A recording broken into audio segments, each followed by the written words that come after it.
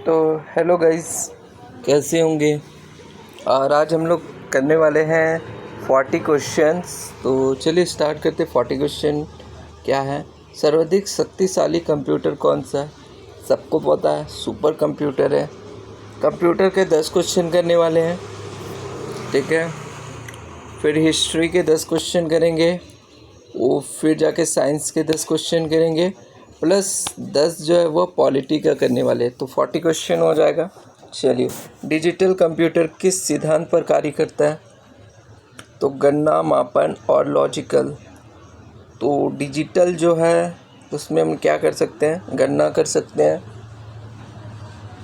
Green रंग का जो है वो राइट होगा और रेड कलर का आएगा वो आपका रॉन्ग होगा। तो ये क्वेश्चन जो आ रहे बहुत एक्सक्लूसिव क्वेश्चन है, इम्पॉर्टेंट क्वेश्चन है, और मुझे भी इसका आंसर पता नहीं है कि कौन सा क्वेश्चन आएगा। ओके, सर्वाधिक तेज गति का प्रिंटर है तो तो लेज़र प्रिंटर जो है सबसे अधिक होता है। सुपर कंप्यूटर अन्य कंप्यूटर से किस संदर्भ में भिन्न होता है? बहुत अधिक कीमत होता है, बिल्कुल सही बात है। वातानुकूलित कुल समस्या, परिकलन क्षमता, बृहद स्मृति भंडार, ये भी हो सकता है, यही सही है। आधुनिक डिजिटल कंप्यूटर में किस पद्धति का उपयोग होता है? तो द्वि-आधारित अंक पद्धति, ठीक है। निम्नलिखित में कौन सी वैज्ञानिक कंप्यूटर भाषा है? तो वैज्ञानिक को फॉर्ट्रेन कहते हैं, आया हुआ क्वेश्चन है। कंप्यूटर भाषा फॉर्ट्रेन किस क्षेत्र में उपयोगी है? विज्ञान क्षेत्र में। कोबोल, ठीक है, भाषा किसके लिए उपयोगी है? तो ये व्यवसाय के लिए, कॉमन बिजनेस, ठीक है। किस कंप्यूटर भाषा का प्रयोग वाणिज्य कार्यों के लिए किया जाता है?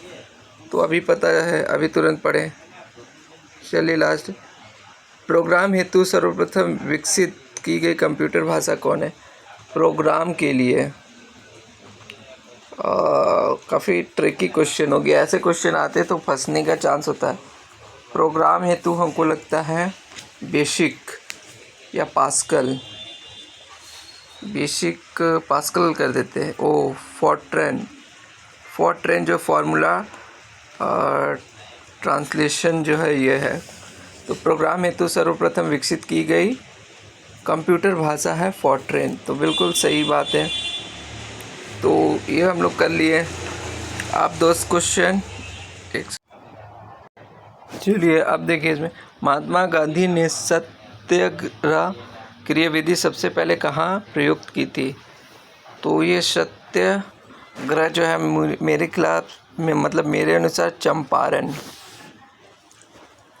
अंग्रेजी पुलिस अफसर कैप्टन, ठीक है, सैंडर्स किसके द्वारा गोली से मारा गया था? तो सैंडर्स जो मारा गया था वो किसके गोली से? बटुकेश्वर दत्त। ये काफ़ी कंफ्यूजिंग क्वेश्चन है। मतलब कि ऑप्शन ऐसा दिया कि सब लग रहा है कि पढ़ा हुआ तो है, ऐसा लग रहा है, क्योंकि सैंडर्स को मारा था भगत सिंह ने, बटुकेश्वर दत्त देते हैं। ओ भगत सिंह, करेक्ट आंसर होगा भगत सिंह। बस कंफ्यूज हो गए। तो अब याद रहेगा, सैंडर्स ने जो जय हिंद का नारा किसने दिया था? तो ये तो सबको पता है, जय हिंद। अरे सुभाष चंद्र बोस, ये देखिए छोटा छोटा गलती। जय हिंद का नारा सुभाष चंद्र बोस ने दिया था। छी, बड़ा आसान क्वेश्चन था। निम्नलिखित में किस वर्ष मुस्लिम लीग ने एक पृथक राष्ट्रीय संकल्प स्वीकार किया? 1940, बिल्कुल ये सही था। बहुत बार आया वो क्वेश्चन है ना। मुस्लिम लीग एक पृथक राष्ट्र की संकल्प जो किया था 1940। वर्ष 1947 के बाद निम्नलिखित में किस राज्य को भारत संघ में सैनिक कार्रवाई द्वारा बलपूर्वक मिलाया गया था? अच्छा, ये तो पता है, हैदराबाद को सैनिक वाला किया था, बिल्कुल सही है। किसने कहा तू मुझे खून दो मैं तुझे जादू दूंगा? ये सभी को पता है। इसका हो जाएगा सुभाष चंद्र बोस। जय हिंद भी सुभाष चंद्र बोस। देश बंधु किसके ना, ये तो पता है, चित्तरंजन दास। काफ़ी इम्पोर्टेंट है। कांग्रेस का 1929 का अधिवेशन जिसे पूर्ण स्वराज का लक्ष्य घोषित किया, वो कहाँ पर हुआ था? तो ये लाहौर में हुआ था। और मुझे जहाँ तक याद आ रहा है, जवाहरलाल नेहरू ने अध्यक्षता की थी। बिल्कुल सही। कांग्रेस ने भारत छोड़ो आंदोलन का प्रस्ताव किस वर्ष? भारत छोड़ो आंदोलन 8 अगस्त 1942 था।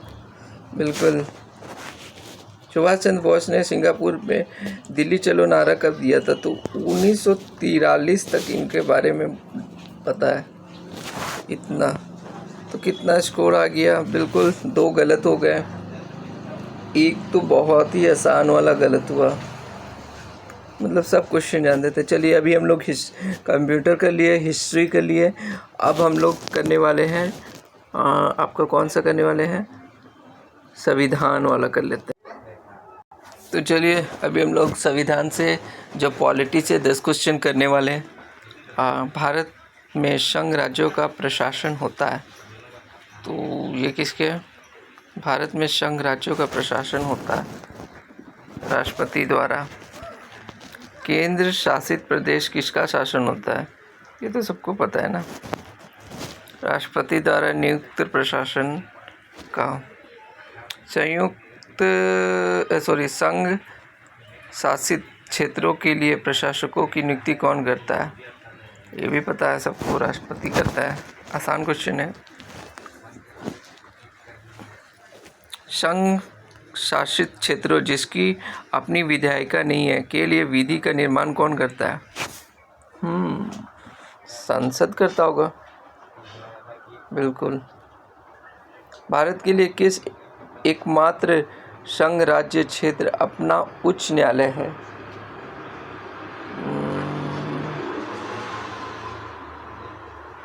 ऐसा कौन सा होगा? दिल्ली मारते। बिल्कुल दिल्ली सही हो गया। वर्तमान समय में भारत के किस संघ राज्य क्षेत्र में विधान सभा तथा मंत्रिपरिषद के गठन का प्रावधान है?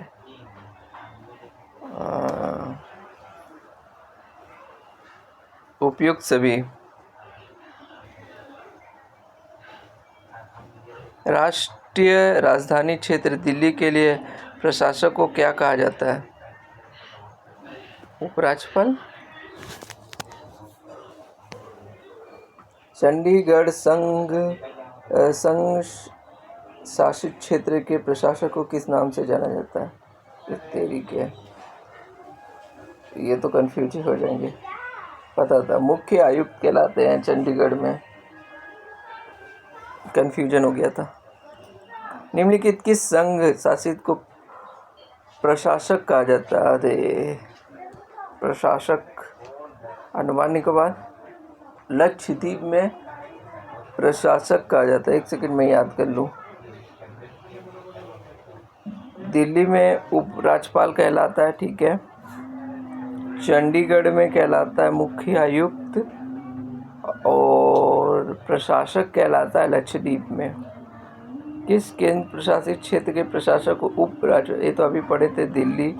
अरे लेकिन यहाँ फिर आगे दिल्ली तो ऑप्शन है नहीं। दादर नगर हवेली, चंडीगढ़, लद्दाख है। बिल्कुल। तो ये 7 हुआ, 3 गलत हो गया। अब हम लोग करने वाले हैं 10 क्वेश्चन आपका ज्योग्राफी का। ये ज्योग्राफी का 10 क्वेश्चन है आएगा, और ये जल ऐसा है, इतना इम्पोर्टेंट है, आपको पता ही है, ये काफ़ी पूछा जा रहा है। और इसका आंसर देखिएगा, मुझे लगता है मैं 5 भी नहीं कर पाऊँगा। विश्व का सबसे तेज बहने वाला महासागरीय जलधारा है, तो सबसे तेज कौन बहता है? ठंडा वाला लेब्राडोर करते हैं। ओ गल्फ स्ट्रीम जलधारा। गल्फ जो है काफ़ी तेज़ी से बहता है, गर्म तेज़ी से बहने वाला महासागरीय जलधारा है। सबसे तेज बहता है गल्फ स्ट्रीम।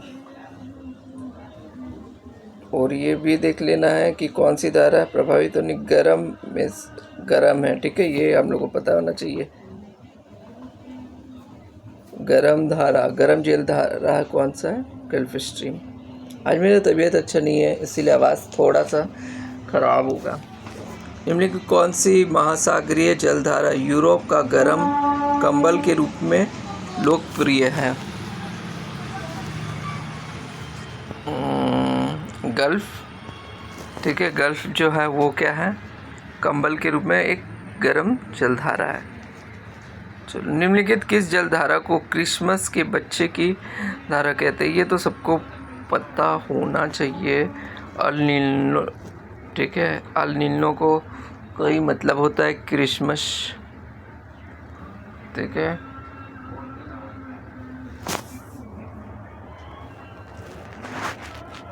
मैं देख रहा हूँ कि ये जलधारा कौन सा गर्म है कि क्या है।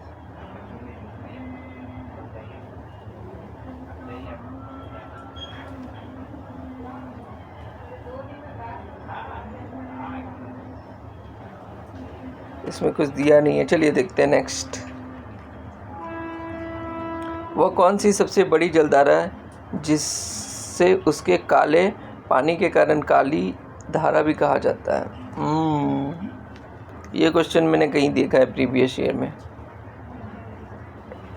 पर मुझे याद नहीं आ रहा है। क्यूरोसियो धारा, क्यूरोसियो धारा जापान की काली, बिल्कुल याद रखिएगा। निम्नलिखित किस जलधारा में हम्बल बोल्ट जलधारा के नाम से भी जाना जाता है। Very very important. Humble bolt